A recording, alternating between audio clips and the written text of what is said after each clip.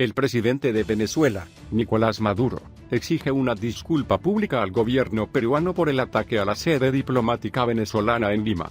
Exijo una disculpa pública y enérgica del gobierno del Perú para nuestras embajadas, consulado y el personal diplomático. Además exigimos que este grupo de personas sean capturados y enjuiciados públicamente, demandó el viernes Maduro desde el Palacio de Miraflores, Caracas, tras asistir a unas reuniones con delegaciones internacionales.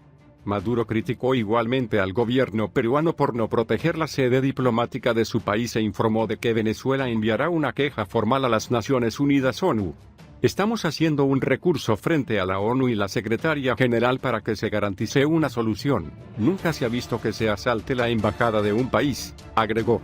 También aprovechó la oportunidad para llamar al pueblo venezolano a mantenerse movilizado ante cualquier acto que busque generar caos y desestabilizar el país, subrayando que el pueblo movilizado es la garantía para la estabilidad.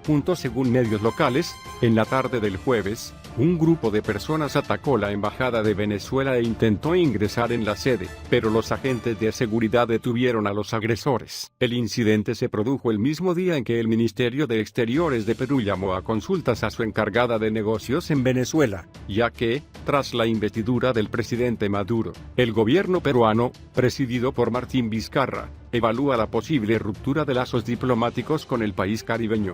El pasado lunes, el jefe de la diplomacia peruana anunció que se prohibiría la entrada en territorio peruano del presidente y el gabinete venezolanos, en línea con la declaración del 4 de enero del Grupo de Lima, en la que se deslegitimó el nuevo mandato de Maduro. La reacción del presidente de Venezuela no se hizo esperar y tildó la prohibición de estupidez. Desde la tristemente célebre doctrina Monroe de 1823, América para los americanos del norte, Latinoamérica es el resguardo de la potencia estadounidense. Nos preocupan seriamente las últimas declaraciones del senador Mitch McConnell, y si a la brevedad no modifica esa forma de pensar, nos veremos obligados a actuar enérgicamente. Queremos dejar muy claro que si el presidente Donald Trump continúa con esa postura, deberá atenerse a las consecuencias, porque no podemos aceptar de ningún modo ese tipo de acciones. La comunidad internacional repudia enérgicamente la instalación de nuevas bases de Estados Unidos, y si no la cierra de inmediato exigiremos por todos los medios que lo hagan, guardándonos el derecho de usar la fuerza si ello fuera necesario. ¿Alguien podría imaginarse declaraciones de ese tipo? Seguramente no. Son impensables, provocarían risa. Nadie se dirige diplomáticamente así a la superpotencia de Estados Unidos, ni siquiera sus rivales que están a la par en términos económicos o militares, Rusia y China. Ahora bien, no nos resulta en absoluto llamativo que Washington haga continuamente uso de esta modalidad insultante. Es parte de la normalidad vigente. ¿Quién le responde de tú a tú al imperio, no intimidándose de la altanería con que él nos trata a los latinoamericanos? Casi nadie, solo los países pueblo y gobierno que se atrevieron a zafarse de su yugo. Cuba revolucionaria, en su momento la Nicaragua sandinista, Bolivia con el Maciego Morales, la revolución bolivariana de Venezuela. Es decir, países que, con distintas modalidades y estilos, caminan por la senda del socialismo. Conclusión rápida que se desprende de eso: solo el socialismo libera de verdad.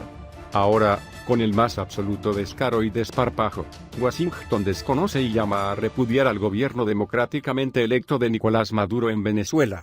Una serie de países de la región conocida como Grupo de Lima, con la sana excepción de México, ahora con una propuesta renovadora le hacen el coro, siguiendo fielmente los dictados de la Casa Blanca, su verdadero amo. ¿Por qué? Podemos empezar respondiéndolo con una afirmación que, en principio, no parece pertinente. México, gran productor de petróleo, tiene que comprar combustible petróleo refinado, gasolina, diésel, etc. a las empresas petroleras estadounidenses. O Guatemala, de donde provienen los tradicionales hombres de maíz. Los mayas hace 4000 años que cultivan esa planta en Mesoamérica, le debe comprar maíz transgénico a Estados Unidos. Y mucho del chocolate norteamericano que consumimos en nuestros países de marcas caras y elegantes, tiene como materia prima el cacao que sale de Latinoamericana. Esto comienza a explicar la anterior pregunta: ¿somos rehenes de la gran potencia del norte? Eso tiene historia. Las oligarquías vernáculas, nacidas de la colonia española o portuguesa, surgidas ya de la corrupción y el facilismo con una visión más feudal que capitalista moderna, no se desarrollaron al mismo ritmo de los enclaves anglosajones. Desde el inicio de la vida republicana, entonces, los países del sur quedaron supeditados al amo del norte, salvo honrosas excepciones antiimperialistas. En general, esas oligarquías prefirieron el papel de segundo violín, teniendo asegurado su pasar a partir de la monumental explotación a la que sometieron a sus pueblos. Y, desde el vamos entonces, se prosternaron hacia el capital anglosajón impetuoso. 2 siglos después, nada ha cambiado. El otrora secretario de Estado durante la presidencia de Bush hijo, el general Colin Powell, lo dijo sin ambajes: los tratados de libre comercio firmados por Washington sirven para garantizar para las empresas estadounidenses el control de un territorio que va del Ártico hasta la Antártida y el libre acceso, sin ningún obstáculo o dificultad, a nuestros productos, servicios, tecnología y capital en todo el hemisferio. Más claro, imposible. Desde la tristemente célebre doctrina Monroe de 1823, América para los americanos del norte, habría que agregar: Latinoamérica es el resguardo de la potencia estadounidense. De aquí saca una larga serie de beneficios. El 25% de los recursos naturales que consume Estados Unidos, energéticos y materias primas, proviene de esta región. Los contratos que le permiten operar aquí para la explotación de esos recursos son francamente leoninos, porque en general solo dejan un 1 o 2% de regalías al país anfitrión de todo lo que extrae: mineras, petroleras, sembradíos para agrocombustibles, llevándose el resto. Eso, sin contar con los daños ecológicos irreversibles que provocan, además del aplastamiento de pueblos y culturas originarias. Las oligarquías nacionales lo toleran, y se aprovecha de eso como socias menores. Latinoamérica mantiene una deuda externa de $500 millones con los organismos crediticios internacionales, Fondo Monetario Internacional y Banco Mundial, de los que son principales accionistas bancos privados estadounidenses. Cada latinoamericano, al nacer, ya está debiendo $2.500 a esta banca, con lo que su vida ya está hipotecada. Lo pagará con su carencia crónica de servicios que deberían brindarle sus respectivos estados, y que nunca lo harán, pese a que lo mandatan sus respectivas constituciones. Dado la mano de obra tan barata que rige en la región, salarios básicos de $300 a $500 mensuales, cuando en territorio estadounidense son el cuádruple, mucha industria del norte se instala en nuestros países ensambladoras, maquilas, sin hacer ninguna transferencia tecnológica, aprovechando, además de los bajos salarios, también la falta de regulaciones laborales y medioambientales. Una vez más, las oligarquías nacionales lo toleran, y se aprovecha de eso como socias menores. Buena parte de la población latinoamericana y caribeña, dadas sus pésimas condiciones de sobrevivencia en sus propios países, viaja masivamente al sueño americano en búsqueda de un mejor porvenir. Según datos de la Organización Internacional para las Migraciones, hoy más de 1.400 indocumentados llegan a la frontera sur de Estados Unidos cada día. Muchos no pasan, pero sí una gran cantidad, y pese al endurecimiento de las políticas migratorias, el capital norteamericano se aprovecha inmisericordiamente de esa población ejército de reserva industrial, chantajeándola con su irregular estatus migratorio, con lo que se permite pagar salarios de hambre, imponiendo condiciones laborales infames. Los gobiernos de la región no dicen nada al respecto, pues esa masa de migrantes envía divisas a los familiares que se quedaron, con lo que se descomprime en parte la bomba de tiempo de la pobreza. Como las relaciones del imperio con nuestros países no son igualitarias, Washington, aunque hable de tratados comerciales libres, impone abusivamente productos y servicios de su propiedad, convirtiendo a Latinoamérica en un rehén comercial. De aquí salen materias primas baratas vendidas por las oligarquías, pero llegan productos industriales y servicios caros, muy elaborados, que paga la totalidad de las poblaciones. La asimetría en la balanza comercial se inclina tremendamente a favor de las empresas del norte.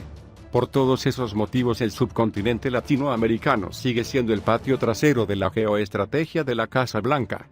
Es una región tremendamente controlada, de ahí que existan al menos 70 bases militares de Washington con gran capacidad operativa, de las que no se sabe a ciencia cierta qué potencial tienen. La más grande se está construyendo en Honduras, cerca de las reservas petrolíferas de Venezuela. ¿Coincidencia? En general, todos los gobiernos de la región de derecha, obviamente defensores a ultranza del libre mercado, se arrodillan ante las directivas norteamericanas. Las oligarquías nacionales no osan enfrentársele porque, así como están muy bien. En todo caso, son socias menores del capital estadounidense, y los gobiernos mantienen amables amistades tanto, que un genuflexo presidente argentino, Carlos Menem, llegó a decir que eran relaciones carnales. De ahí que cada vez que algún mandatario de la región se sale un milímetro del guión trazado por el gran imperio, altaneramente la Casa Blanca se permite las más groseras intromisiones. En tal sentido, la injerencia en los asuntos internos de nuestros países es proverbial. Tanto, que el ex candidato presidencial hondureño Salvador Narraya pudo decir sin vergüenza, casi con candidez, que al final todos sabemos que Estados Unidos es quien decide las cosas en Centroamérica, expresión que se podría extender a toda Latinoamérica. Todo lo que acontece en términos políticos en nuestra sufrida zona, tiene siempre como actor más o menos directo, más o menos oculto a Estados Unidos.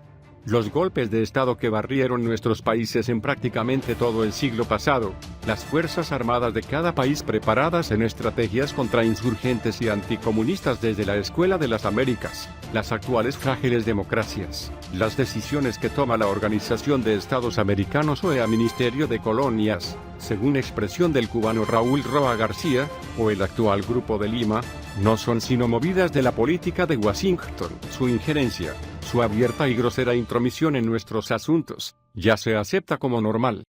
¿Con qué derecho Washington declara ahora ilegal, ilegítimo o usurpador al gobierno bolivariano de Nicolás Maduro? No hay ahí sino el interés encubierto de mantener la reserva petrolera más grande del mundo bajo su influencia, la cual, con la revolución popular y antiimperialista que está teniendo lugar en Venezuela, no está asegurada para su proyecto hegemónico. ¿Hasta cuándo las burguesías nacionales y los blandengues gobiernos de la región van a seguir permitiendo la injerencia norteamericana? ¿De verdad que quieren las relaciones carnales? ¿Es un poco vergonzoso, no? Como vemos, solo el socialismo puede ser realmente antiimperialista.